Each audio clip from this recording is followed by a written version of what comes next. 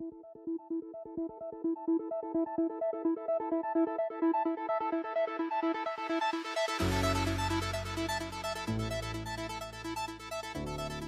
y'all, Dirty Distaggio here, back on the Dirty account, Classic Clans, and free to play TightWad account. This is the player profile screen, which you can get to from the upper left corner of the screen. You can see I'm a level 2, and I have 15 experience, and those are all some summary of your achievements and whatnot.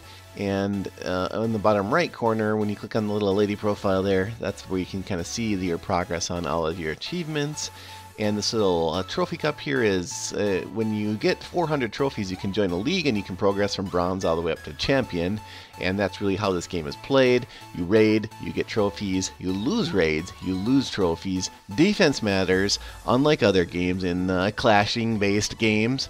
And here's the top clans in the list, and you can see there's quite a few clans, and clans are ranked by number of trophies, because the number of trophies you have essentially represents the number of, sort of the power of each member's base, if you will, in terms of not only how good their base is in defense, but how good you are in attacking, because when you attack other bases you get trophies, when you get attacked and lose, you lose trophies. So it's really about building a powerful base. It's also about raiding, and this is where you go to find a match or attack. It's sort of like a dungeon. So on the left side of that screen was the player versus player, the right side was player versus enemy, or player versus computer, and you can see all of this junk in the way. We eventually got to clear some of that. No progress has been made since the last video, because I'll never be upgrading buildings when I'm not recording. So that's one of the kind of cool things about the TightWad video series here. Alright, what I was raised here was Gold Storage to 2 and Barracks to 2. And that opens up Archer, level 1. That's a ranged attack unit, which is kind of nice because it can shoot over walls. Now you can see too, I can build up to 25. I can train 25 troops at once, and this is a game highly dependent on training troops. Of course, I'm not going to spend any gems. And you can see my collector and mine is full here, and they're just level 1. They need to come up definitely. But highest priority is going to be your camps, then your barracks, and then everything else we want to bring up to max level. Also, you can see there's a 2 above this icon here, which means that we've achieved something. And here we unlocked Archer in the barracks. That gives us 10 experience and 5 gems. Other achievement is a gold storage level 2, which just gets me 2 gems and 10 experience. Another way to get gems is to clear the gem boxes that occasionally appear on your base. So one of my first goals here today is to get 1,000 elixir so that I can take out this gem box. That's going to give me about 25 gems normally. Exclamation, exclamation, exclamation, exclamation about the barracks means I have to upgrade my army camps because they are at max capacity. So I need to go raid, or I need to upgrade. So let's raid. There's 2 ways to raid. There's a player versus player on the left, player versus enemy, or player versus computer on the right, PvE. And if I take down this base, I get 500 gold, 500 elixir. See the 2 cannons here? Now in Castle Clash, you would look at this base and say, this is going to be the easiest base ever to raid. In this game, if you just drop all your troops right here and just say you're done, look how much damage these little cannons are doing, which only attack ground troops, but all of my attack is a ground troop. And look how quickly they take out all my archers there. So that was a terrible spot to drop archers. Archers are ranged, they can shoot over walls, so you should have dropped that on the other side of the wall. And so only one of the cannons could be attacking most of your troops.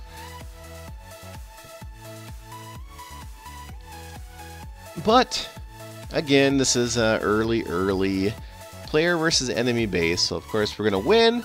We got the 3 stars, which means we get all of the gold and elixir. And one thing to notice, all my troops are expended. That's a huge difference between Clash of Clans and Castle Clash.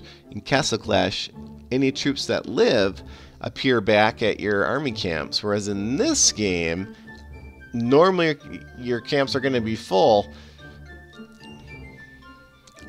or empty I should say, The ones that are standing there right now, though, are ones that we're building while I was raiding. And you can see now I got 2 builders, so as I mentioned in the first video, one of my first goals is to get 3 builders.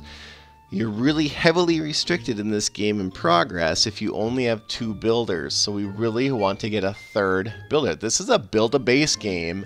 This isn't a develop-a-hero game. So we gotta build a base, and to build a base most efficiently, we need builders. One general strategy that applies to this game quite easily is upgrade all of your buildings to the max level before you upgrade the town hall. A lot of people do that. It's great strategy. It's easy to remember. You don't necessarily need to bring the mines and the collector up, but I tend to anyways, just because it's pretty nice to log in and get 100,000 resources just sitting there waiting for you. So we do want to do those eventually, and you do want to definitely upgrade your cannons and whatnot. You can see I have 26 things available to build, but most of that's going to be walls, and then one of them's towers. Those are 2 new things available to me to build, in addition to some things that weren't new. And there's a cannon there, for example, that would qualify as that. So we'll be building a lot of these things for sure. Cannon, gotta get some D going. And at trophy level 0, 2 cannons is enough D. So that's what's very interesting about these games, is defensive buildings are very, very strong. That's totally the opposite in Castle Clash, where your defensive buildings are typically very, very weak. So let's take down all this golden elixir, and as I've been talking, you can see that the troops have been training. I'm going to keep them going here. This box is important here. Troop capacity after training. This means that even if you can train 500 troops, my capacity that my camps can hold is only 20. So I definitely need to bring the army camps up in level. That is how you get the troop capacity higher than 20. I like to have troop capacity equal to the amount that you can train. So if I have 1 barracks training 25 and 1 training 20, you want to shoot for army camp capacity of around 50. That's just, again, you can't always exactly line it up, but that's just generally speaking what I like to do in this game.